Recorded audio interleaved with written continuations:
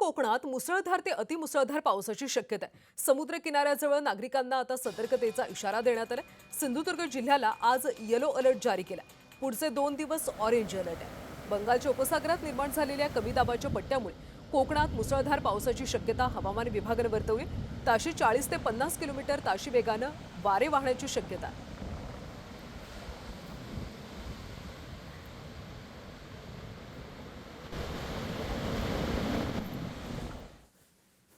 बंगालच्या उपसागरात कमी दाबाचा पट्टा निर्माण झाल्यामुळे कोकणासह संपूर्ण राज्यात मुसळधार ते अतिमुसळधार पाऊस पडण्याची शक्यता आहे। हा जो अलर्ट हवामान विभागाचा आहे तो 6 जुलैपर्यंत आहे। मी आता वेंगुर्ले येथील समुद्र किनारे आहे। इथे बघितलं तर मोठ्या प्रमाणात ज्या लाटा आहेत त्या सध्या किनारी येऊन धडकताना पाहायला मिळत आहेत। त्यामुळे मच्छीमारांनी जे पारंपरिक मच्छीमार आहेत त्यांनी समुद्रात जाऊ नये असा इशारा हवामान विभागाने दिलेला आहे।